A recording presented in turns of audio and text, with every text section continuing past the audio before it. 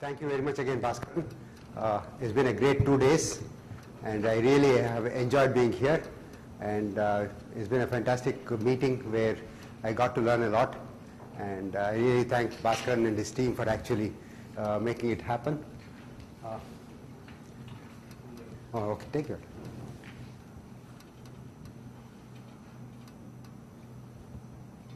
Frequency mismatch. No, yesterday was okay. Maybe.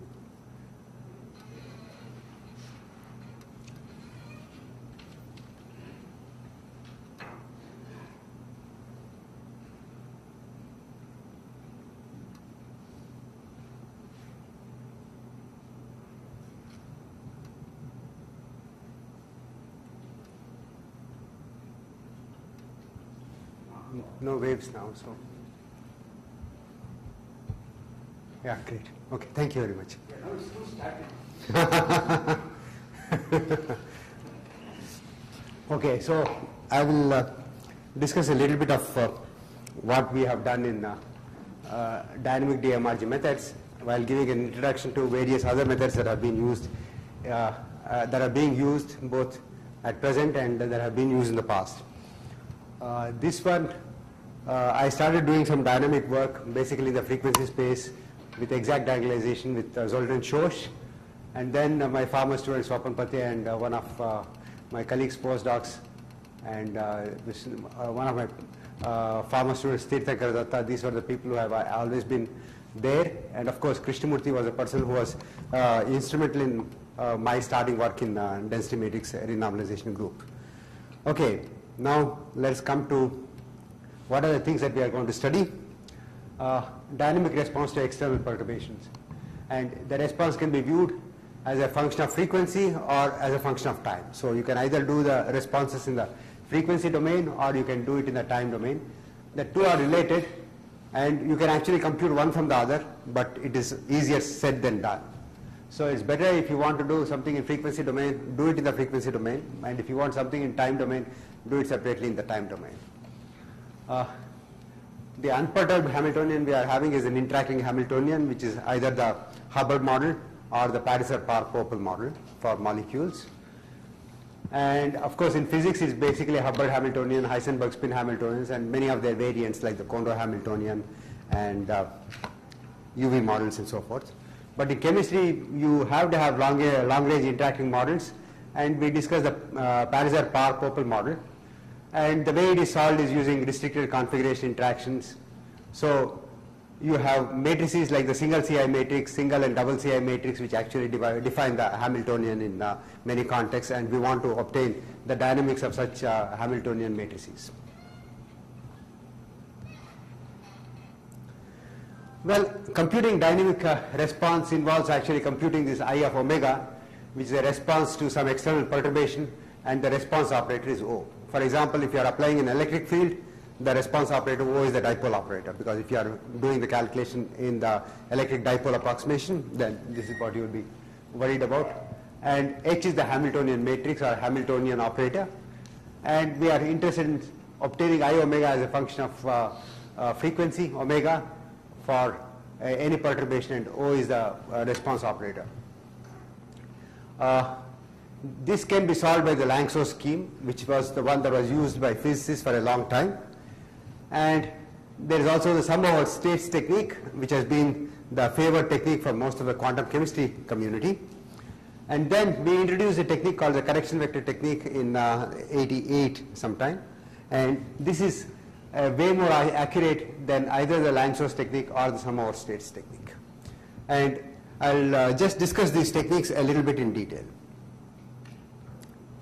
Well, about the Langstroth method. So supposing I give you any operator or a matrix, like the Hamiltonian matrix or the Hamiltonian operator, then you can start operating that with the operator on some arbitrary state phi naught, then obtain a state phi 1, again operate on that with the Hamiltonian and so forth. So basically you are actually constructing what is called a Krylov space, and within that space you get a tridiagonal representation of the Hamiltonian matrix, which is actually because Hamiltonian is Hermitian. If you have a Hermitian operator, you get the tridiagonal representation of the operator in the Langstroth scheme. So It's a many-body Hamiltonian. So all that you are doing is, you start with the state phi naught. So maybe, if you have got large U, then you take one of the spin paired states on neighboring sites as a starting point, apply with the Hamiltonian, then you pick up a coefficient corresponding to this state which is diagonal, and the off-diagonal part would correspond to a vector which is orthogonal to the initial starting vector. Now you operate again on H of P1 and so forth. So it's basically some kind of a power technique. Okay, and so you can get the Hamiltonian matrix. Basically you have these diagonal elements C0, C1, Cn, and D1, D2, etc. You truncate it then. And of course, there are people who truncate just at n equal to 2 and keep reiterating. So it is the modified Langsos scheme, and the iterations are much easier to do, and it will take longer to converge, but nonetheless the convergence can be attained. So this is basically the Langsos scheme. You are going to get a tridiagonal Hamiltonian matrix starting with some arbitrary state. Now you obtain the ground state of this Hamiltonian. Okay, there is a lowest energy state psi naught, and you construct this state O operating upon psi naught as the state which is just psi naught and which is normalized. So this is the normalization of this state O psi naught, and let me call this state phi naught. Okay. Now what we will do is we do one more Langsos on the same thing. So start with phi naught. That is, you first obtain the ground state psi naught. From psi naught you construct phi naught, and then you again do the Langsos procedure. So once you do the Langsos procedure, then you get a different Langsos matrix. And let me call, let me see, yeah. And the difference Langsos matrix that I get will be like this: A naught, A1, AN, B1, B2, B3, Bn. Okay. So this is a different Langsos matrix compared to the Langsos matrix that we got first, starting with some arbitrary state. Okay. So it is important to start with this particular state phi naught, which is O times psi naught. Now let me go through a little bit of algebra. So yeah. When you say you start with an arbitrary state, Yeah.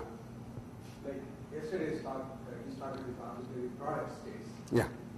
And they operate with equal to minus beta. Do you have any such initial bias, or you start with So some theory? actually you can do an initial bias. So you look at, for example, diagonally dominant Hamiltonians. These are usually. So you take the the state for which the diagonal matrix element is the largest or the smallest.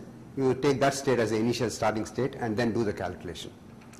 Okay. So either you can do it that way, or you can do with some linear combination of all the covalent states if you are dealing with the U large. And there are many other ways. It's a matter of trial and error, and it does not make a great deal of difference as long as you are somewhere close by. Okay, specific things are not so important when you are doing these. These are extremely stable calculations. So let me go through this. So let us look at this matrix Zi minus HL. So this is of course the Zi minus HL inverse, and when you multiply the two you get the identity operator. So that is obvious. Now let me write down the mnth element of this matrix multiplication, which is MP times Pn, the Zi minus HL and Zi minus H inverse. Okay. Now let me take just n equal to 0.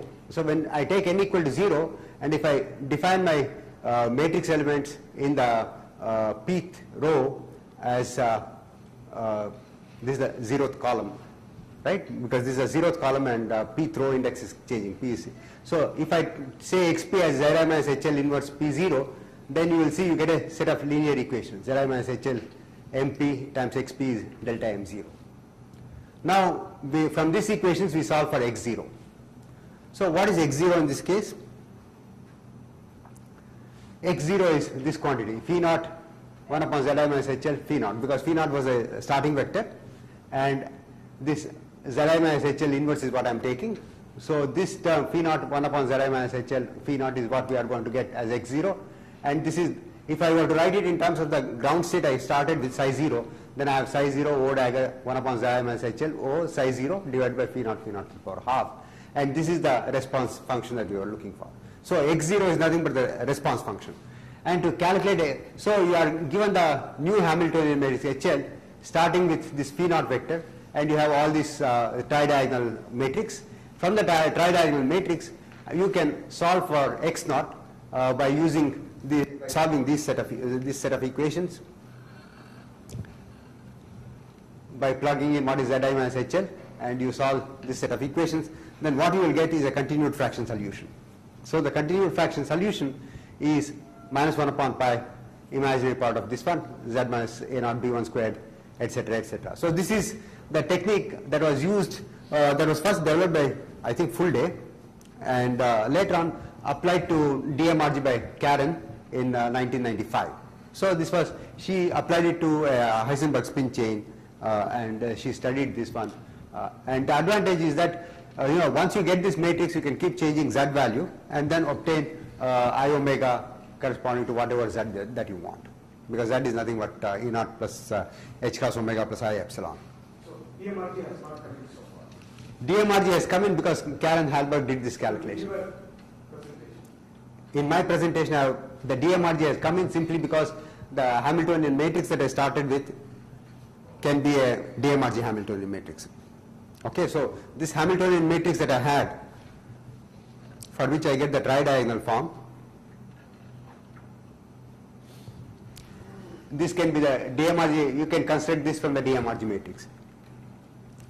So if you are given the dmrg matrix in whatever basis, the dmrg basis, you can construct a tridiagonal matrix which is the Lanchos, and then you can do all the steps that I told you in order to get the frequency dependent response. So that's what actually Karen did for the DMRG, within the DMRG framework. So she started with the DMRG matrix, obtained the tridiagonal form, obtained the ground state, and from the ground state she started with a new function and constructed this matrix, and from this matrix as a continued fraction she got the response functions. Okay, so this was just straightforward extension of the DMRG method to this one. Lanczos is really fast. Numerically it is fast because once you get the Lanczos matrix, then you can keep plugging in different frequencies and get the entire spectrum I of omega. It is quite straightforward. But in quantum chemistry literature, people have to calculate I omega. Like for example, you want to calculate polarizabilities, or you want to calculate nonlinear polarizabilities and so forth. So when you want to do that, what people do is just introduce some of states, dissolve the, use the identity operator here in terms of the eigenstates of the Hamiltonian, and then you can just write down the whole, this expression I of omega in this form, which is just psi 0 O dagger excited state O psi 0 divided by the energy denominator. So this is going to give you the I of omega response function. And what people used to do in quantum chemistry techniques was what was called the sum over states technique. In the sum over states technique, you are given the Hamiltonian matrix, you obtain many eigenstates, usually about 100 or 200 or whatever it is, number of eigenstates. Obtain the matrix element psi 0 O dagger, this is the excited state that you have got, and then explicitly form this summation.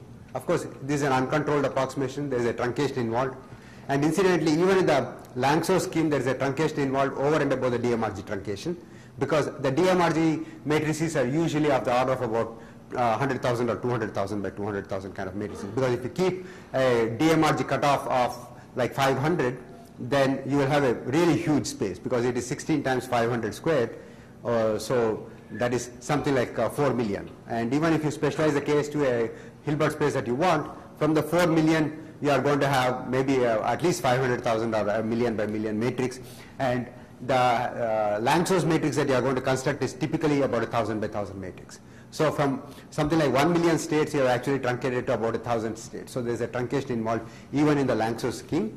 And in this scheme, the truncation is even more severe because it is very difficult to keep 1,000 states, obtain 1,000 excited states. So Ramses, you don't actually need all the excited states, right? For example, if this O has some dipole selection rule of some sort, then I will only need those excited states. Correct. Correct. But the point is that when you have even those spaces are pretty huge. Okay, because if you have a 1 million states, then the dipole selection rule is going to break it up only into about 500,000 and 500,000. Okay, because you have the one which is odd under inversion and one which is even under inversion is what you are going to look at.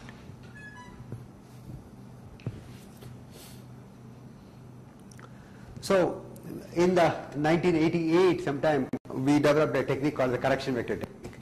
And correction vector technique is, like a Green's function technique if you want to look at it, or people have these kinds of equations. So what you need is you define a correction vector phi1 omega as the solution of this linear algebraic equation, inhomogeneous algebraic equation. On the left side is your operator, which comes under the denominator, which is h minus E naught minus h cos omega minus I epsilon. Operating upon phi1 omega is going to give you O times psi naught. Psi naught is a ground state, you know the ground state. O is your desired operator, it may be a dipole operator or whatever other operator you have. And so O times psi 0 is known. What is not known is phi1 omega. And let us look at what phi1 omega is actually. So if phi1 omega is expanded in the eigenstates of H, then I can actually expand phi1 omega as sum over R coefficient CR times R. Okay, supposing I were to, because I'm not going to compute the eigenstates per se, but I'm just trying to see what these coefficients look like. And I can calculate these coefficients, and these coefficients turn out to be RO psi naught divided by the energy denominator. This is one chunk that actually I want to compute in computing the response functions. So if I were to solve for phi1 omega, then phi1 omega will be this coefficient times the excited state R. So I already have this coefficient present in the this term present in the correction vector phi1 omega.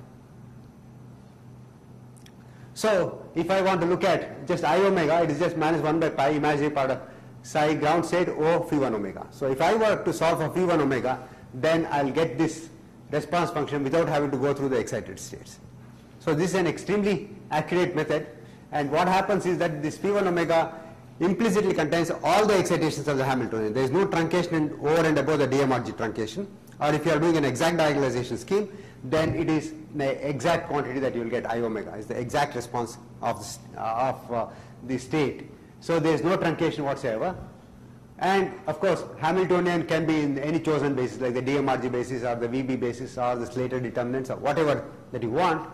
And solving for phi1 omega is that just assume that phi1 omega can also be expanded in the basis of in the basis vectors k. Like the basis vectors can be either the dmrg, the VB, or the Slater determinant basis vectors. And we can write down the equation for phi1 omega as some AC times B, where A is a matrix which is just given by this E naught plus h cos omega I epsilon delta ij minus hij, and Bi is nothing but sigma oj oij aj, where psi 0 the ground state is given by aj times j. So these quantities are known, aij is known, Bi is known, and what I really want to do is solve for the vector C. Now, if I know the vector C, I know phi1 omega, and I can calculate the response. So it's nothing like you had truncation in the previous. Yeah, there is no truncation in this one. There must be some approximation here. The approximation is in terms of the Hamiltonian that you have chosen. That is, the dmrg Hamiltonian is an approximate Hamiltonian. So supposing, see, I have been able to do up to 16 sites, Hubbard or Paris or Popple, which is exact response functions. There is no approximation whatsoever. Okay, so 16 site problem has about how much? Some 27 million excited states or something like that. Okay, and all the 27 million excited states are taken into account in computing phi1 omega. It's just like that. I think rearrange something and then. Yeah, but the point is solving these equations is a little tricky. So you have to use, I developed a method called the small matrix algorithm, which is very similar to Davidson algorithm. Okay, so all the errors that you are going to have are only numerical, not the truncation errors. So that you can do this solving AC equal to B by using the Davidson algorithm, which is very similar to the Davidson algorithm, except that instead of using you use the residue vector and then you weight it according to the diagonal element and then expand your space. Just as, because Davidson algorithm, I don't know how many of you people know about Davidson algorithm. It is just a combination of Lanchos algorithm and what was called the coordinate relaxation algorithm or the steepest descent algorithm. And you can, here it is combination of Gauss-Seidel iterative scheme and a Lanchos scheme to obtain the solution for AC equal to B. It's pretty fast, extremely fast algorithm. Only thing is that when the frequency omega is negative, then it is not going to converge, because just as Gauss-Seidel iterative scheme also does not converge when you have negative frequencies, or when the matrix for which you are solving is not positive definite. So you can make this positive definite by actually multiplying on both sides by A transpose, so that A transpose A C is equal to A transpose B, and A transpose A is always a positive definite matrix, and so it is possible to solve this using these kinds of algorithms. Well, the interesting thing, so with this you can get, if O is a dipole displacement operator, then you can get the polarizability by frequency dependent polarizability by these kinds of expressions, which is similar to optical conductivities. Okay, because there you do the current correlation functions, and here you are doing the dipole correlation functions.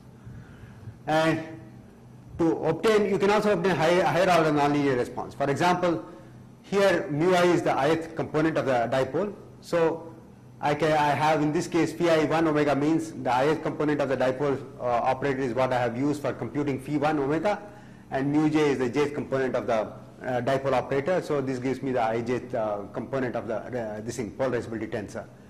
And I can get the higher order tensors by concentrating on phi ij 2 omega, which is again very similar to the equation that I wrote down, except that instead of the ground state I have phi j omega 1. So it's a hierarchy of equations. When I use this hierarchy of equations, then I can calculate phi ij 2 omega 1 comma omega 2, and then I can get the nonlinear polarizability corresponding to the third order, which is gamma ijkl, as sum over intrinsic permutation symmetry operator phi I omega 1 mu j phi kl minus omega 1 minus omega 2 and minus omega 1.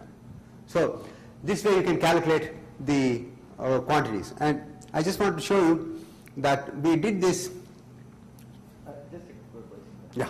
So this gamma ijk you're written, right? Yeah. That's like just doing the Kubo. Margin scheme. What is important is how do you actually construct your Hamiltonian matrix for obtaining good response functions. So to get good response functions, the Hamiltonian matrix that you have to construct should also contain the reduced density matrix should contain phi 1 omega.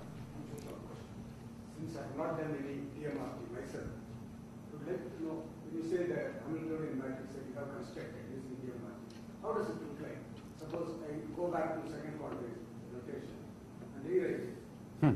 Is it very different from the Hubbard Hamiltonian with lots of extra parameters? No. See, I mean, I don't know. I don't. This is also related to. Yeah, just a second. We had before. Yeah. What is renormalization here? Is there No, we have obtained a renormalized Hamiltonian. Correct. So how does it look like? Suppose you go back to the old basis. Okay, so let me see. Okay, so if I go back to the old basis, the renormalized Hamiltonian is basically you have the Hamiltonian matrix H, Hamiltonian operator H, operating upon mu sigma sigma prime mu prime, nu tau tau prime nu prime. Okay, and what I have is rho left nu is equal to some rho nu, and rho right nu prime is equal to some rho nu prime. So these are basically the density matrix eigenvectors. Okay, right? And the density matrix eigenvectors are actually, if I am looking at density matrix eigenvector in the first stage, okay, for Go to side basis and see how the hopping term has got modified. the hopping term has got modified in the following sense. Okay, Like it doesn't generate long range hopping. no, it does not generate long range hopping. The only way the hopping term has come into picture is the following. That is, look at, for example, your Hamiltonian was A dagger I, AI plus 1 sigma sum over I comma sigma plus Hermitian conjugate, right? So you have some T. So now this A dagger I, AI plus 1 is now expressed as a matrix on a mu nu basis, and you don't do anything to T. Okay, so for example, suppose Like when you do RG in statistical mechanics, like Ising model, yeah, you start with nearest neighbor interaction and do one decimation. Yeah. generate next nearest neighbor and so on. So you generate a whole class of coupling constants. Yeah. So something like that must be happening. See, the coupling constants in our case are nothing but the Hamiltonian matrix elements. But that's too general. No, just a minute. Because the only thing that you are working with are matrices. So every time you are transforming the matrix. Okay? So you start with a matrix which is... So you don't take effort to go back to the site basis? No, the site operators are now expressed as matrices again in the DMR, in the density matrix eigenvectors. But in principle it's possible to go back. It is possible to go back. So when you go back, that is when you get the matrix product states. And for the Hamiltonian also. Yeah, because the matrix product states are written in terms of the raw basis, like sigma 1, sigma 2, etc. And I then, remember there was a very early work by Dash. yeah, He wanted to apply RG to quad Hamiltonian. yeah, He did some kind of very simple bond moving tree. And he did generate some T prime and also some extra nearest neighbor interaction term and so on. So there is no such. no, there is no such. See, when you are actually doing the energy-based calculations, the DMRG, which used to happen before, so you would have some 3 sites here and some 3 sites here, sorry, and you will replace them by a new site. Right. Then how can you say? And the interaction between the new sites will involve hopping of the long range. And so it will involve hopping from, for example, this site to this site. Okay, because the eigenstate consists of all the things. But here in this case, what you are doing is not that one. You are only replacing the Fock space by the density matrix eigenvectors. And since you are truncating the Fock space, here the, using the density as the criterion, so you get a same dimensional Fock space every time, independent of the size of the system. And for every site operator that you have can now be rewritten in terms of the Fock space that you have chosen at that time. So in your language, Yeah. in the usual RG you have the notion of fixed point. Yeah. So is there a notion of fixed point here in the sense your density matrix doesn't change? Does it happen in practice? Well, at least as far as I can see, I don't see the notion of a fixed point in this case, and maybe Sukhvinder can say better. In the infinite case, the Hamiltonian matrix that you get is not going to change any further, the matrix elements. But yeah, but usually you never go up to that point, because what you are actually doing is do a calculation for 300 or 400 sites, and by then you have already converged. So the change is small. But when you sweep, right, I mean, based on what I learned from Yeah. after a while the ground state doesn't change, right? So that in a sense is a fixed point of. Yeah, I mean, eigenstates are fixed points. If you want to look at eigenstates of the infinite Hamiltonian are the fixed points, and we are actually driving the eigenstate to that particular fixed point. So, and from that point of view, the Hamiltonian matrix, at least for the ground state, will give the same ground state. But whether the entire Hamiltonian matrix itself remains the same, I don't know. Yeah. Because the ground state, see, what you are homing in on is the ground state only. Right. So the Hamiltonian matrix elements can change, but still the ground state need not change. So I don't know whether... So just to follow from Bhaskara's point, so in a sense at every stage and simply doing a new unitary transformation of the Hamiltonian to some new basis. Yeah. So it's not really changing any magnitude of any coupling constants in. Well, what are coupling constants? Coupling constants are your Hamiltonian parameters, T, the transfer integrals, right? So now once you truncate the space, then the Hamiltonian matrix elements change. So you are changing the coupling constants. So in that sense, you are changing the coupling constants, but you are not focusing on this one. You know, like, see, in the RG of this thing, Wilson's RG or whatever it is, you are having your partition function, you want to keep it the same, right? It should not change. So that's what you are looking for. But here you don't have any such restriction. So there you are... In fact, according to this entanglement normalization, there is a restriction. Suppose you have a set of operators O and up to A, you take an expectation value. Now you modify, you do a renormalization procedure, and then it modifies the states, and then corresponding to the operators. So numerically, these two things should be the same. So O prime, expectation value psi prime should be equal to O psi psi. So I demand equality of some observable that I calculate. But So That is how they define renormalization.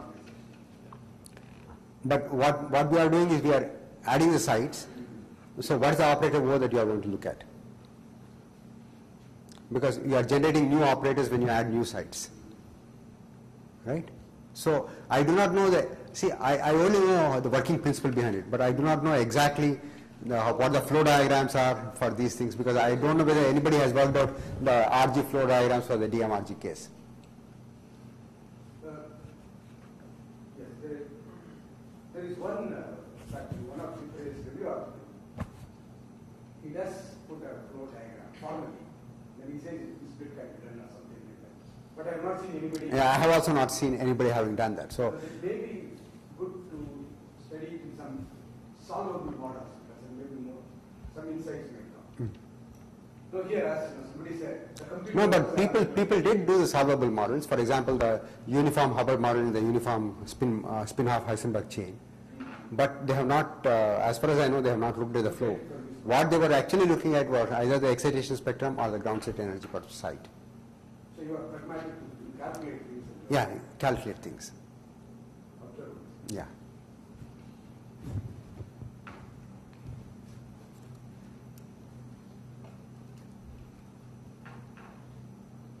Maybe some of these issues may become clear in this talk. So the important thing is when you actually construct the density matrices, you must take the density matrices to have a representation of the phi 1 omega, that is a response function. So what you do is you take the ground state density matrix and the density matrix corresponding to phi 1 omega and take the average of those. So you get an average reduced density matrix and do the calculation. And when you use the average density matrix, then the phi 1 omega has a very good representation in the space, and so your accuracy goes up. The point is this method is far more accurate than the Lanchos scheme, except that is much more compute intensive, because you will have to do separate calculations, solve the Ax equal to B kind of inhomogeneous linear equations for every frequency omega. And this involves, this can be pretty time consuming, and particularly for negative frequencies, the time taken is far more, because you are going to be solving something like A transpose A X is equal to A transpose B. So it's a far more involved calculation. So this is something that for Hubbard and Parzer-Parr-Popel kind of models, we developed this technique in '88 because we were interested in nonlinear optics at that time, and later on used the same procedure for the dmrg calculations. And I just want to show you how good the dmrg is. So here I have these isotropic tensors of the second and the fourth ranks here. I have just averaged them over all the angles, because that's what you actually measure. And you see that for a 12 site u by t equal to 4, the exact value of alpha is 5.343 in 10 to the minus 24 ESU, and alpha bar dmrg is 5.317, and gamma exact is 598.359.1. And in fact, if you look at the components, the dominant components are showing much better equalities. So for example, the dominant component is 14.83 for alpha xx, and dmrg is 14.81. These are the exact numbers you can get. And similarly, gamma is 2873 versus 2872 is embarrassingly extremely close. So this method has now become fairly common practice, because what happened was, after we published our work, then there was also a paper by White and Kuhner, who also showed that for their use it was good. And then Jeckelman and others have, now people in the dmrg community use routinely the correction vector technique instead of the Lanchos technique for calculating the response functions. And here are some results for different values of u by t as a function of length. And you see that when u by t is large, then there is going to be a saturation in the gamma values much more rapidly. So it looks like the correlations tend to suppress the fluctuations which are responsible for dipole oscillations. Your method, this correction vector method, is it being used by people who want to calculate electron spectral functions in R-space? Because they have very similar thing. You have C dagger C. Yeah, correct. So do they use this method? So there are lots of numerical efforts also Yeah, but I have not seen that. I have not kept track of that one. Because my old methods used to do like the chemistry said, take country. Some out states. But Yeah, some out states is a extremely uncontrolled approximation. so people may not be familiar with this. But this one is using a dmrg. Since you get it for all the excitations of the dmrg space that you have chosen, so these are extremely accurate accurate values. So here is some other results for value of gamma average as a function of for the UV models. And since I'm focusing more on the method, I don't want to go into that one. So I'll just give you a brief summary of what the frequency space dmrg technique is. You can compute all the response functions within the dmrg scheme. The main methods are the Lanchos method and the correction vector method. Lanchos method is less accurate but fast, but correction vector method is very accurate but compute intensive. And you can go to higher orders much more easily in case of correction vector methods compared to the Lanchos method, because with the correction vector methods you can go to second order response, third order response and so forth, so much more easily. Exactly the same formalism will work.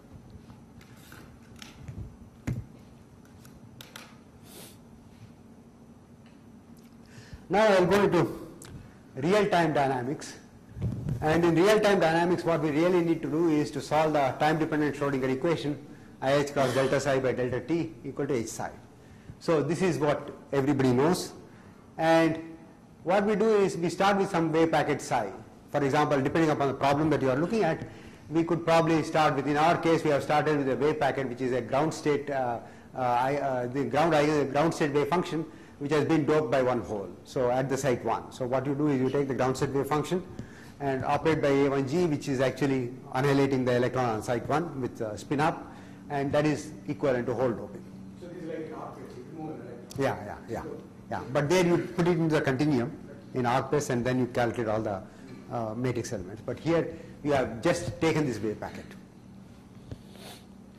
And we follow the evolution of psi under the this action of the Hamiltonian, and basically because we are looking at interacting Hamiltonians, we always do this time evolution in Schrodinger representation. We don't want to do this time evolution in Heisenberg or the interaction representation, because interaction representation requires knowing all the eigenstates of the non-interacting, of the unperturbed Hamiltonian. So because you have this term omega ij coming when you write down the equation for the coefficients.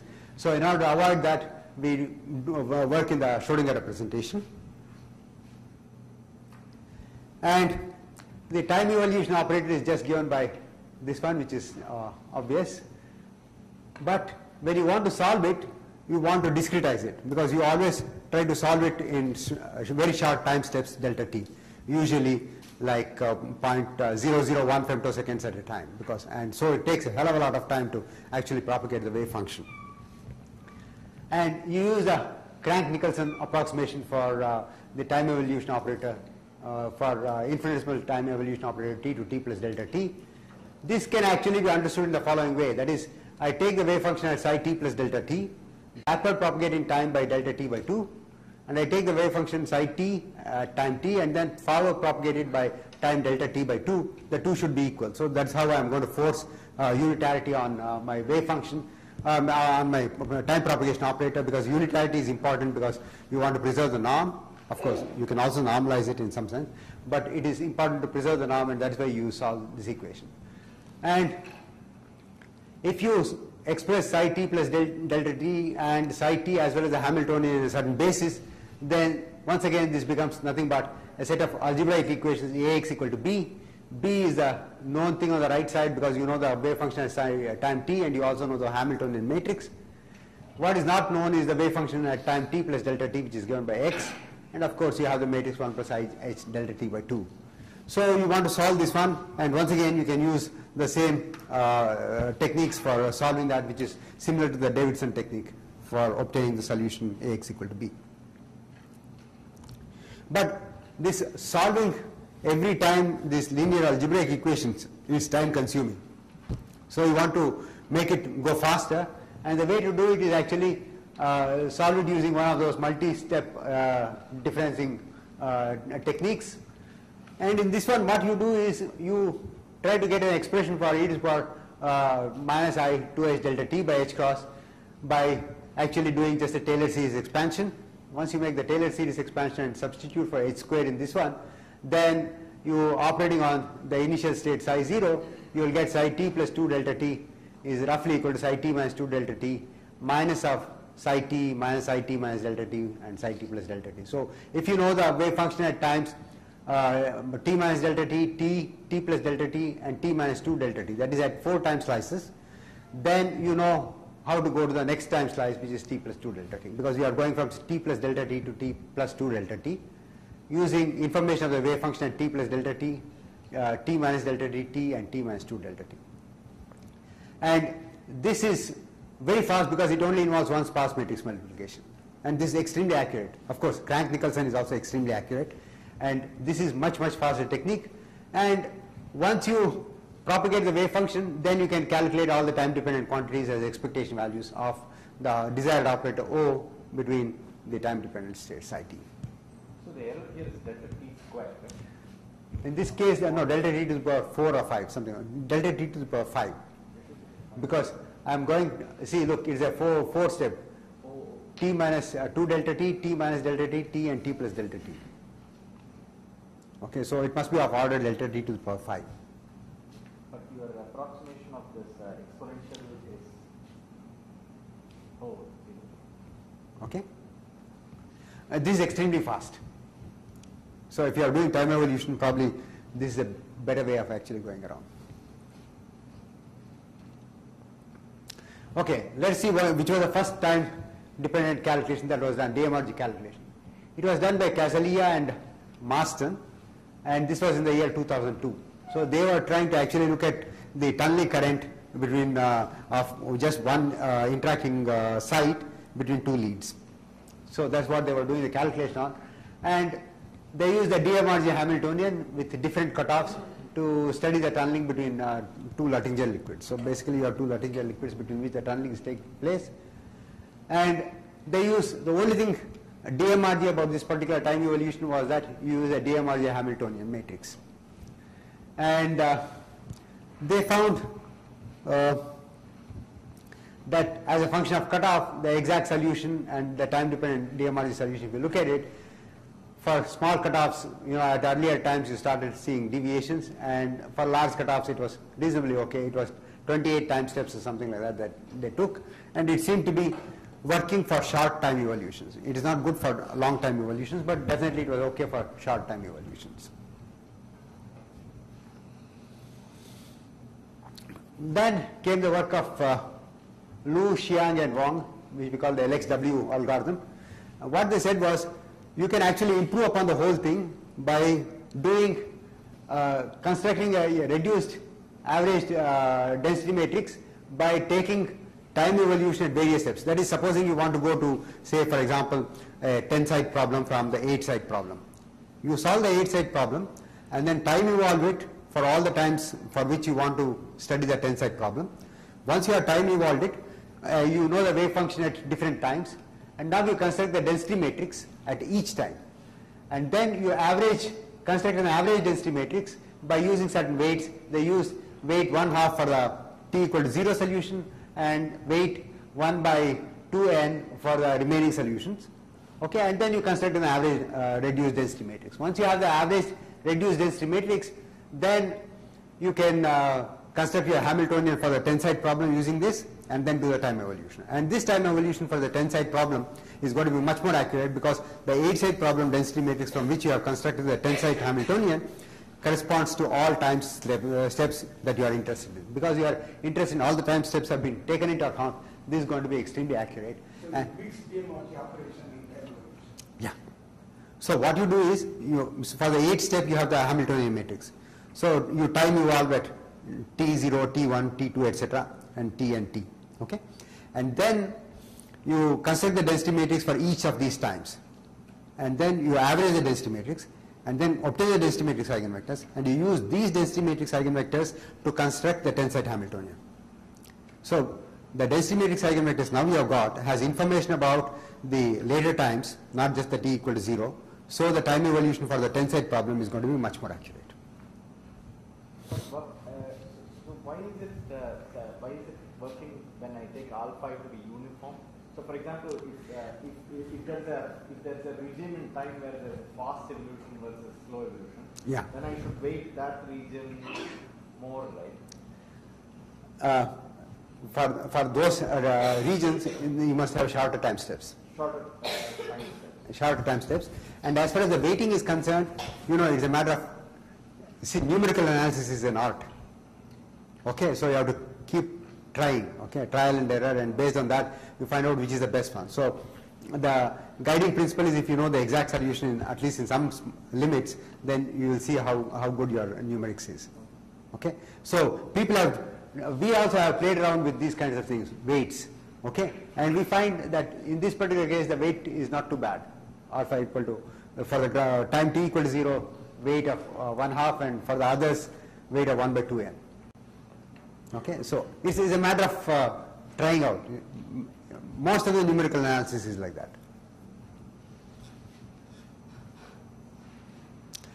The main drawback is extremely time consuming. See, what they do in these cases is only infinite dmrg. They don't do the finite dmrg algorithm. And it is very time consuming because you have to time evolve at every size, system size. So if you want to know what the time evolution is for a 100-site problem, and you start from a 4-site problem, you have to time evolve over all the steps at 4 sites, 6 sites, 8 sites, 10 sites, like that. So you are actually doing a lot of work in order to get the time evolution of the final problem, 100-site problem.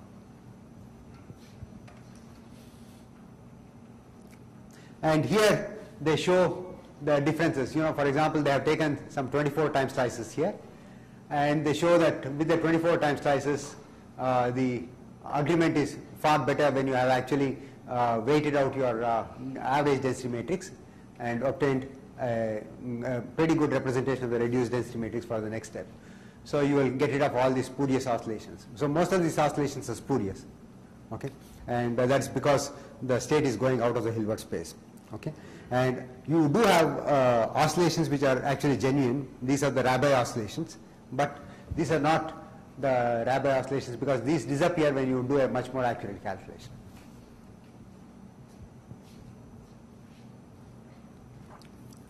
And then there was this technique due to Schmidt-Eckert based on what is called a Krylov space technique. What is Krylov space? Krylov space is nothing but you take your any vector x, and then you operate by Hamiltonian on that vector x, you generate a new vector. Make this new vector orthogonal to the old vector, then you have x if the initial vector was x0, now you have x1. And then x2 you can get by operating on x1 and then making it orthogonal to x0 and x1.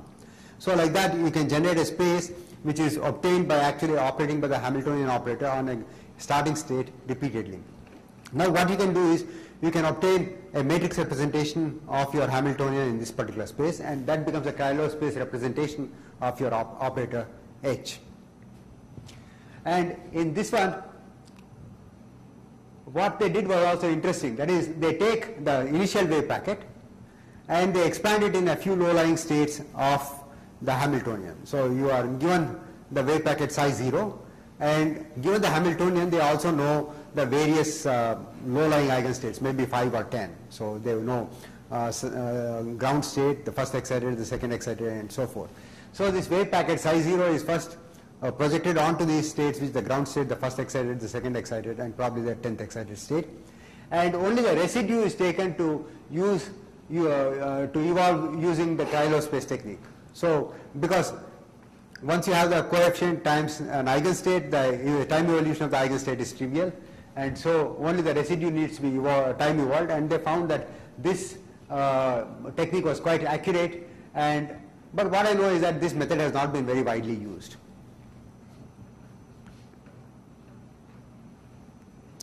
And then there was, yeah. You were doing this wave packet dynamics. Yeah. With this spin charge in my Yeah, that is what we studied. Tirthankar studied spin. you can give a motivation. Yeah. Wave packet dynamics. No, wave packet dynamics you can study for various things. For example, you want to find out the tunneling current, how it varies with time. Supposing you are you start, yeah, you just, it's basically non-equilibrium dynamics is what you are going to be worried about. Okay, so supposing I take my 2 leads and the central site or whatever it is, and introduce chemical potential difference between the 2 ends, then the electrons start flowing from one end to the other. So you want to find out the dynamics of the electron flow, or you want to find out the current. Okay, so that is one kind of problem that people have studied. Another kind of problem is what we have studied, which is spin charge separation as a function of correlation strengths and as a function of the range of correlations and so forth. So I will come to the other problem, but I thought I'll spend more time on the techniques because people were more interested in the dmrg techniques. So that's why I'm focusing more on the techniques. And I want to give an introduction to various kinds of different techniques that people have developed, because for the time-dependent case, there is no, like they say, there are several ways to skin a cat. So, like that, you have different ways of actually solving the problem.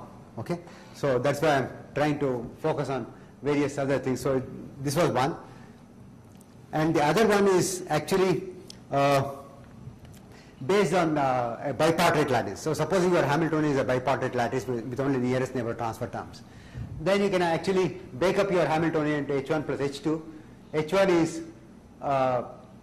this thing, transfer term, or the Hamiltonian, which involves site, an odd site and an even site, and H2 is one that involves an even site and an odd site. So this will contain like H1 2, H3 4, H5 6 and so forth, and this will contain H2 3, H4 5, H6 7 and so forth. And the nice thing about that is, if you are only having nearest neighbor interactions transfer, then all the terms within this group commute and all the terms within this group commute, and because of that you make very little commutation error when you expand these kinds of operators, exponentials of these operators. So you use a Trotter decomposition. You take e to the minus iht by h cross and you write it as e to the minus iht delta t by h cross times n. So this is the Trotter formula, which becomes exact in the limit n tending to infinity.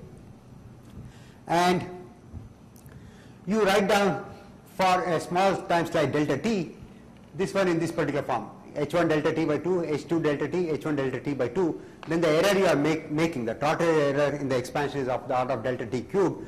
So if you keep delta t fairly small, then your Trotter error is acceptable. So now what you do is, given an initial dmrg state, I want to do a time evolution. So if I want to do the time evolution, the given initial state is this one. Okay, some coefficients. This is actually a problem which corresponds to n plus 1, n plus 2, ln minus. So this is actually a L side problem.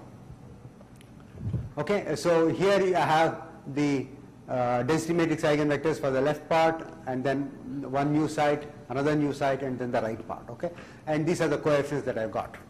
Now if I want to do a time evolution of this one, what I'll do is I'll just time evolve the bond, which is sigma n plus 1 and sigma n plus 2. Okay, so that's only, I only concentrate on the bond which is connecting the two new sites. So I am trying to do a finite dmrg calculation. So once I've gone to the infinite dmrg and got the state from the infinite dmrg, what I'll do is I'll start from the middle, and the middle I've got n plus 1 and n plus 2 sites, which are bare sites, not put, their states have not been put in the density matrix eigenvectors. Only density matrix eigenvectors that you have are that correspond to the left and another correspond to the right, and these two new sites are bare sites. Because of that, you can write down the exponential operator for this particular hn plus 1 comma n plus 2 as u sigma, as a matrix, a 4 by 4 matrix if it is a spin-off problem, or a 16 by 16 matrix if it is a fermionic problem. So this sigma n plus 1 and sigma n plus 2 are the states corresponding to the site n plus 1 and site n plus 2. So are tau n plus 1 and tau n plus 2. So now all you do is you have to just multiply this into that one in order to update that particular bond. So I get a new state chi bar delta t, which is the psi at 0 being updated such that only the bond between n plus 1 and n plus 2 sites has been translated in time from 0 to delta t. Okay, from time 0 to time delta t I have translated it, and the translation just involves this matrix multiplication. That is the multiplication of this coefficients with the matrix corresponding to the time evolution operator only for those two sites n plus 1 and n plus 2. And now what I'll do is I'll use the density matrix algorithm and shift this whole thing to one step to the right. That means what I'll do is I will convert this chi delta t, which was in this basis of mu n, tau n plus 1, tau prime n plus 2 and mu prime L minus n minus 2 to mu n plus 1, that is I have translated by one side from mu n to mu n plus 1, and then tau n plus 1 now becomes sigma n plus 2 and sigma prime n plus 3, and this one has been reduced by one side. So now I have exposed two sides which are n plus 2 and n plus 3. Earlier I had exposed n plus 1 and n plus 2. Now I am exposing the sides n plus 2 and n plus 3, and I time evolve this one by using the operator corresponding to these sides n plus 2 and n plus 3, which is u sigma n plus 2 sigma n plus 3 tau n plus 2 tau n plus 3. Okay, so bond by bond I am trying to time evolve. Okay, and I can continue this process all the way to the right and then go back and forth, so that I have done one time evolution which has taken me from time 0 to time delta t, because I have exhausted all the bonds in the system. That is, using the zipping in and zipping out mechanism for the finite dmrg, I have exposed one by one the new sites in pairs, and then I have time evolved each one of these pairs states and obtained the time evolution chi delta t. So the process is neat, and you can, the first state that you get, the final state that you get when you time evolve all the bonds is psi delta t, and this can be continued for the next time slice and so forth.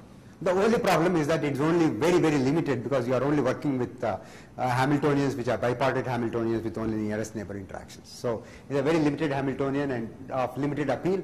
So I don't see many papers based on this one. So instead of real-time regulation, we do imaginary regulation. Yeah. So we will use that as well. That they have done it? Yeah, okay.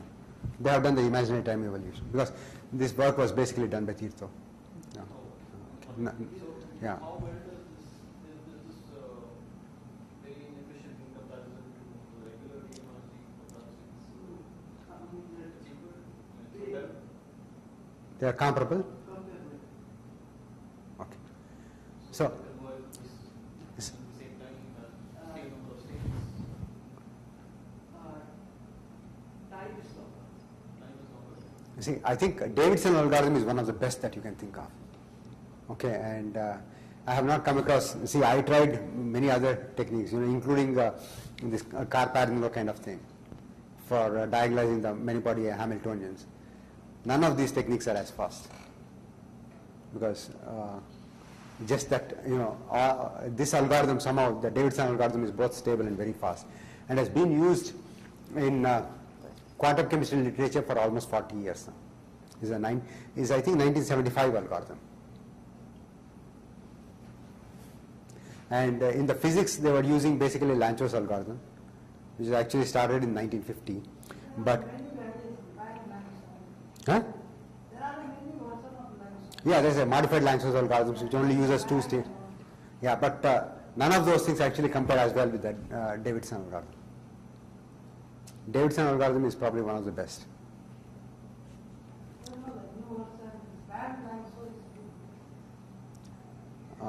I don't know, because I don't know how many people have used it to know whether it's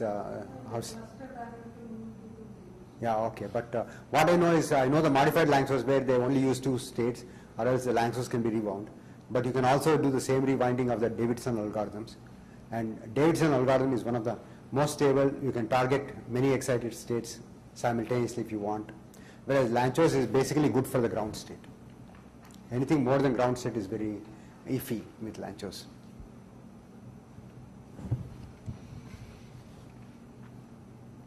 Okay, what is the basic problem with the time-dependent DMRG methods? The basic problem with the time-dependent DMRG methods is that you start with your full Hilbert space is shown here, and your DMRG Hilbert space for psi 0 is somewhere here. Okay, now you start time evolving it, then very quickly at some later time the wave function goes out of the DMRG Hilbert space, and because it goes out of the DMRG Hilbert space, the accuracy gets lost. So that's the reason why you cannot have long time evolutions which are accurate within the static dmrg space. So what? Even physically, when you go to some excited state, it may not have a matrix product. Yeah, it may not have a proper representation of the higher excited state will not have sufficient projection onto the dmrg space at time t0. You can always have like this number of states. Yeah. You can just expand the entire. So in a dynamic way, you have to keep expanding the dynamic. But the only thing is that you don't know which excited states are going to enter into the time evolved state. But that you are better, applying a perturbation. See, what I'm saying is, supposing I start with a wave packet, which corresponds to doping hole on the first site, and I start with a Hamiltonian matrix for the subspace for which I obtain the ground state. Okay, then I don't know how much, what are the states that come in the time evolution of this doped state as compared to the excited states of the neutral Hamiltonian. So typically, how many Suzuki Trotter steps do you do? I have never done the Suzuki Trotter decomposition calculations because, but I think from what I know, there is not too much work involved with the Suzuki Trotter thing except for the initial, papers on that one. So I think Steve White and Scholbach and these people did some of those things. But afterwards, they have gone over to different algorithms. But you said that this method is not efficient to very long time. Yeah, so, okay. See, most of the times what happens is when you are looking at some of these processes, then you want to time evolve to about 30 femtoseconds to 40 femtoseconds. Because after that, everything kind of becomes smooth. Okay, and this 30 to 40 femtoseconds you will have to do in time steps of 0.301 femtosecond kind of thing. Okay, so which is actually about 10 to the 5 to 10 to the 6 Suzuki Trotter steps you will have to do. Okay, about 1 million steps that you will have to do. So that is where the problem. So it's extremely time-consuming calculations in this time-dependent dmrg calculation. So the idea behind so because your Hilbert space of the time evolved state is very different from the initial Hilbert space, you must keep adapting your dmrg space from time to time. So every time step you have to have a new dmrg states like at psi 0, psi tp, psi t and so forth. So the thing that one is actually trying to do these kinds of time changing with time is what LXW algorithm did. So for example, LXW algorithm did an average density matrix which involved time evolution over various time steps. Okay, and at various at a given time it was actually here this is a slightly different one that I have written down here. This is actually getting many excited states to actually contribute to the average density matrix, but this will not be enough as we will see it. So we tried doing something different, which was actually sliding window or pace keeping of the pace keeping or the LXW TD-DMRG algorithm. So what we did was, instead of doing the time evolution over the entire time t at every size and then constructing your average density matrices, we said that we will do the time evolution for p steps and then p of about 100 and then do the solution when we come to p here, then we make the next time window. So we keep sliding the time window so that we don't have to do the time evolution at every this thing for over the entire time interval, but only over part of the time interval so that we save time. So we don't have to do very far into the future the time evolution in order to get a better approximation of the time evolution at shorter time. So we only cut it down here and then keep sliding the window to the right. So this is what we did for looking at some of the spin charge separation work that we did earlier. That was about 5 years back. And then there is the time step targeting technique that was actually developed by Fagua and Steve White. And in that what they do is the following. That is, they first get a approximate space. So supposing you are looking at time t, then you do a Runge-Kutta solution of the time-dependent Schrodinger equation to obtain the solution at time t, t plus tau by 3, t plus 2 tau by 3, and t plus tau. So here I have got the solutions that I have, and this is the Runge-Kutta fourth order Runge-Kutta solution. So you have the k1, which is h operating upon psi t, and k2, which is again t plus tau by 2 operating upon psi t plus 1/2 k1. So this is a standard Runge-Kutta technique, and you can get from that the psi t plus tau by 3, psi t plus 2 tau by 3, psi t plus tau, and use these wave functions as psi t, t plus tau by 3, t plus 2 tau by 3, and t plus tau to construct the average density matrix, and propagate the time by an amount which is delta t. And again at the next step you do the same calculation, and so forth. So at every step you go about 3 steps further, obtain the average density matrix, and then go one small step. And then after you go one small step, you again average the density matrix over the next 4 steps, and then take another tiny step. So like that you keep propagating. So this is the technique that was developed by Steve White. And the way it is done is actually the finite dmrg procedure. The finite dmrg procedure, what you will do is you keep going from the middle of the site to the end of the site, and when you are going from middle of the site to the end of the site, you are always refining these density matrices at time t, the wave functions at time t, t plus tau by 3, t plus 2 tau by 3, and t plus tau, and then constructing the average density matrix. But when you go to the end of the chain, you advance the time by tau, and now after advancing the time by tau, now you go backwards, and when you come to the middle of the chain, you again advance the time by another tau, and so on and so forth. So you try to define your density matrices 1/2 of the way when you are going from middle of the chain to the end of the chain. Improve the and then time evolve the wave function, and again come back to the middle, and then now time evolve the wave function, and so forth. So you don't time evolve the wave function at every dmrg step, but you are time evolving at every finite dmrg step, but you are time evolving at the end of every half iteration or so. Of course, you can also do various things, like either at half sweep you can do, or you can do it full sweep, and so on and so forth.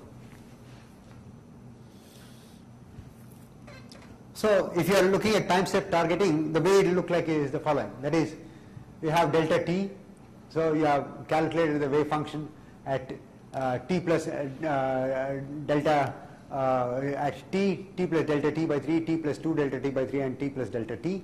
So that, and then you have obtained the average density matrix, and then taken a small step from 0 to 1 in delta tau. The step is only a small step delta tau, and next your delta t is going to be this one. So your delta t is long, but your delta tau, the translation that you do in time, is small. So every time you have decoupled the time by which you are going to translate your wave function from the time over which you are going to average your density matrix. So the time over which you average the density matrix is delta t, and the time over which you actually take the step is delta tau. And this is pretty accurate, but very time consuming. And then this is a development that Tirtho was the instrumental in, and this is the double time window targeting technique. So what it does is actually combines the LXW algorithm together with the algorithm of Figma and White, and it takes 2 time windows, which is 2p, and then it does an LXW averaging of the density matrix, and then takes a time step the time translations in units of delta tau until it reaches the end of the first window. When it reaches the end of the first window, it takes the average of the density matrices for times from first window to the third window, once again using within the LXW scheme, and is actually a hybrid of LXW and TSC schemes, but at least twice as fast and much more accurate than either of them. So this is what we have. We did the calculations using both the LXW and this Steve White's algorithm, and we found that our algorithm was faster by at least a factor of 2, and also much more accurate.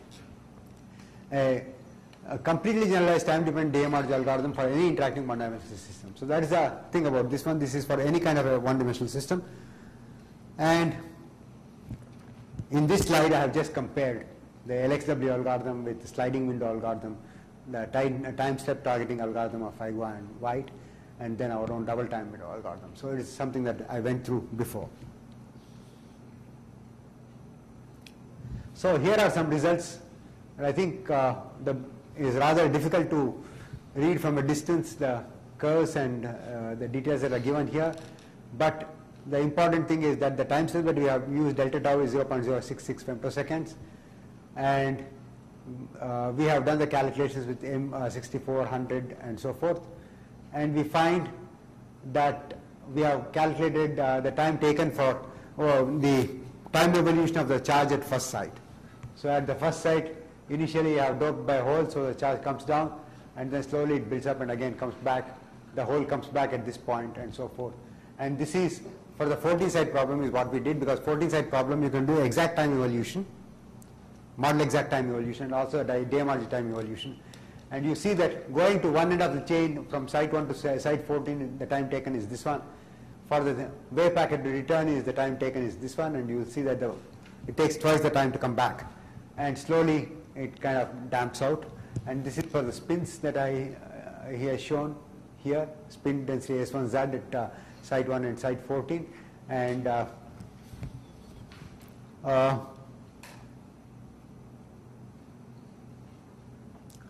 these are much more accurate calculations with different cutoffs, and I have done the calculations have been done with a cutoff of about 250, and this is just to see how it varies with cutoffs. But the interesting result is actually in the next one. So you can see the time taken for the charge to move from the first site to the last site, which is here, first site to the last site. The charge moves much more rapidly than the spin. The spin takes a much longer time to move, because the spin velocities typically depend upon 1 upon j, where j is the exchange constant, whereas the charge velocities typically depend upon 1 upon t, which is the time taken for hopping. Okay, so you see that as you increase u, then of course the time taken for the spin will be now different from the time taken for the charge to move, and you will see here the spin velocities are much more, the charge velocities are faster than the spin velocities, and we try to look at the ratios for different chain lengths, 20, 30 and 40 sites for different values of u, and for the PPP model. For the PPP model, the ratio of the charge velocity to spin velocity is a factor of 2 for the parameters that we have used. So the charge moves twice as fast as the spin. But for Hubble models, it depends upon what u by t you have chosen, and also you see there are very strong finite size effects, because the velocity ratios are going to depend upon the chain lengths. For example, VH by VL for 20 sites is 1.4, the same ratio is 1.31 here and 1.28. So it's fairly dependent upon the chain length, so we have not overcome the finite size effects. So Ramchandra, your chains are finite, they are finite, finite, open boundary. Open boundary, I have created a hole at site 1 and then tried to see how the charge of the hole moves and how the spin of the hole moves. So this is, we did some calculation on what happens when you have the dimerization, that is not all the bonds are equal. So you have short bonds and long bonds in your chain, in the PPP chain, and we see that that has some effect on the spin and charge separations. I will not go into the details of that one. For anybody interested, they can actually look up our PRB paper. And we also, so here is basically the ratio of the hole velocity to the spin velocity as a function of the dimerization. You see that the velocity keeps coming down, the ratio keeps coming down. And we also looked at what happens to the polarization and how the polarization moves as a function of the dimerization.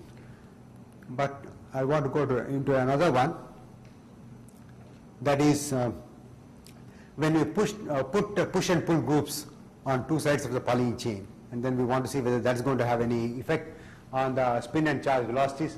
And unfortunately, the push and pull that you put is actually one electron Hamiltonian matrices. These are the site energies, and because what you are changing are the site energies, you don't see much change in the the whole of the velocity ratios. So since it is not a correlation term, it does not make much change. And we also studied another kind of system, which is what's called the polymethane imine chains, that is the CN chains. So you have the CHN kind of system, CHNH kind of system. And there is much more complicated, the time evolution. But our basic interest is actually in studying eventually electron-hole recombination processes in polymers, because that is the one where the dynamics of electron-hole recombination and what are the kinds of excited states you will get, and what kind of how much triplet you form, how much singlet you form, these are important. And whether light-emitting diodes, organic light-emitting diodes. And also we want to look at it from the point of view of multi-exciton generation and so forth. But these are some of the problems that we would like to work on in the future. But this was what we did, was basically kind of trying to standardize our method and show proof of principle that our method works and is very accurate. So that's the reason why we did these calculations. And just to summarize, the dmrg technique has been successfully extended to the study of real-time dynamics. Many competing algorithms exist, but all are fairly compute intensive. Analysis of the results of time-dependent studies is still not fully developed, because you have a whole bunch of oscillations, and you don't know whether these oscillations are real in terms of as Rabi oscillations, or whether these are spurious. So you have to be careful. And also, I don't know whether you can actually Fourier transform this and get the spectrum. At least when you do a not just the densities, but density correlations, you compute using the time evolution. From the density correlations, whether you can get things like the excitation spectrum is still a question. One doesn't know whether one can do that. Okay, thank you very much. Thank you, Ramsesha. Time for questions. I have a question. People traditionally used to use this time-dependent Hartree fork. Yeah. In nuclear physics as well as in chemical physics. Is that now not very useful? It's completely uncorrelated picture. But does it help to gain some understanding? Or how much do you gain by these new methods? Okay. Brings in new physics. No, I don't know. Let me see. I'll ask you a different question. That is, how much does Hartree fork allow you to understand the new physics of various systems that you are studying? So it's very doubtful, because explicit correlations are the ones that are very important. So if you do a Hartree fork, you kill all the fluctuations. Once you kill all the fluctuations, all the interesting physics is lost, right? So I think the same thing will happen with the time-dependent Hartree fork. See, sometimes low energy physics is very strongly modified by correlation effects. Correct. But when it goes to excited states, they don't have sufficient time to interact. Correct. So some of these old methods might work. That's why I was... Okay, but what I don't know is that are we really interested in the high excited states in our problems, or whether we are only interested in the lower energy excitation spectrum? Because the high energy excitation spectrum, for example, would correspond to, in a Hubbard model, all the charges being on one half of the chain, very high, or like multiply doubly excited states, and doubly charged states. So no, I'm just provoking you. Yeah. I know that, for example, things like the spin and charge velocities, which are different. That will not from Hartree fork. You can't get it. That's why I'm asking you, because that's the reason why it's valuable, absolutely, because the time-dependent Hartree fork. See, if you, many people probably might say that why do you want to do density functional when density functional theory can answer the all the questions that you have. Why do you want to do it? But my answer is density functional theory is basically an empirical Hartree fork.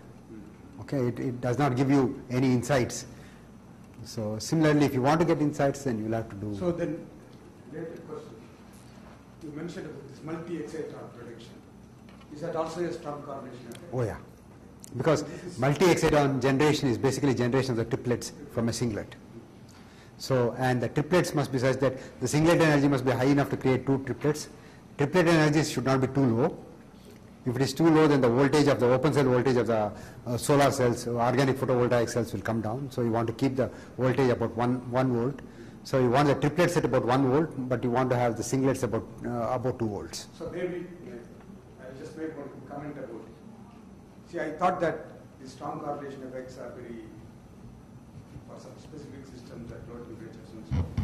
But recently I heard and also talked to Ramsesha that even in solar energy problems, normally you shine light, one photon creates one exciton.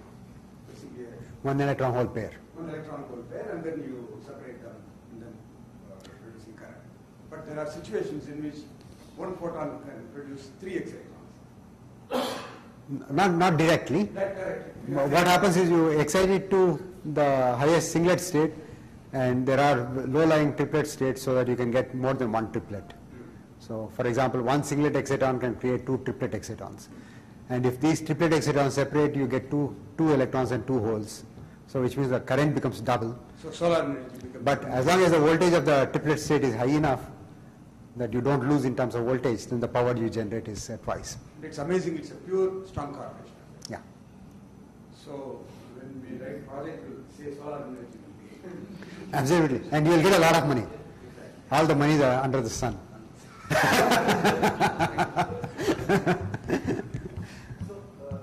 Whether one can use DMRG or not. But if you only have the phenomenon, then unless I can come up with a model to explain the phenomenon, it's difficult for me to say whether DMRG will work. But I just wanted to add, recently using DMRG, the tensor network ideas, people have studied 2D heavily doped Hubbard model, optimally doped Hubbard model or TJ model, and they find lots of, in fact, more amplified strike tendencies, charge orders and so on. So that has now been attributed as a weakness to some of these methods because it amplifies the small charge order tendency. So there are some interesting exchanges going on. Right, exactly, Sandra.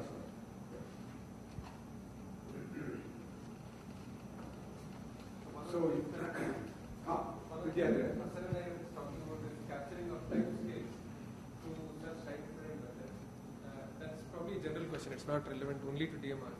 So, if you have like a very small time scale, like an exponentially small Kondo scale, would it be possible to capture it in the kind of time scales that we can go to in this? So, see, actually, short time scales is not a problem. The long time scales that becomes a problem. So, I mean, you would expect that small energy scales would manifest themselves on a longer time scale. Yeah.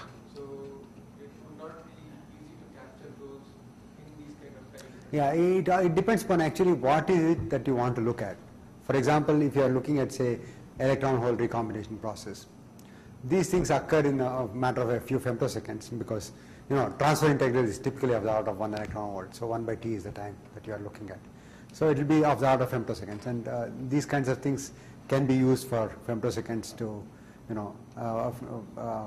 maybe 100 femtoseconds if you are very optimistic. But if you are looking at magnetic problems, say for example magnetic tunneling, quantum resonant tunneling that you see in molecules like Mn12, and you want to see what happens to the tunneling. That typically takes place on a time scale of about 10 to the minus 6 to 10 to the minus 8 seconds, because the rate at which you are ramping magnetic fields there is at about 10 to the power 6 Tesla per second. So in these kinds of situations, techniques of this kind are going to be rather difficult because you'll have to sit pretty on a particular magnetic field for a very, very long time, evolve it, and then increase the magnetic field and so forth. So there are problems in terms of general time evolution problem itself, but you can come up with techniques, but anything that takes more than a picosecond is going to be rather difficult. And the related question is that in the time dependence, if you do like a quench problem, yeah, suddenly change parameter, then would you expect that in the time scales it will capture in the time scales that one can capture in these calculations?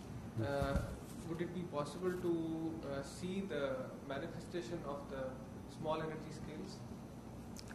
Probably. So what you are saying is, I solve my Hamiltonian for one set of parameters, and suddenly change the parameters of the Hamiltonian and want to see how the ground state is going to evolve. Right.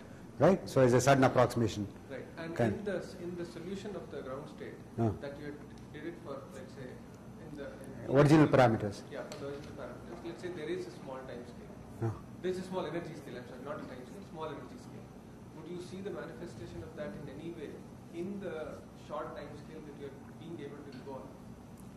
I mean, this is It's something that you have to work and see. Suppose you do a sudden approximation. Yes. So what are the eigenstates? How do they project onto the spectrum here? Yeah. Correct. So if the sudden approximation you've done has a large projection on the small energy excited state that you're thinking about, then everything is gone. So, but there, actually, one need not go through these kinds of procedures, because once you have your new Hamiltonian, you have the eigenstates of that one, and then express your wave packet initial state in terms of the eigenstates and do a time evolution, which is much easier to do. So I think we are keeping Yeah. it's a good time. Yeah. Okay. Thank you once again for the next talk. So we'll adjourn for tea and come back at 11:30 unless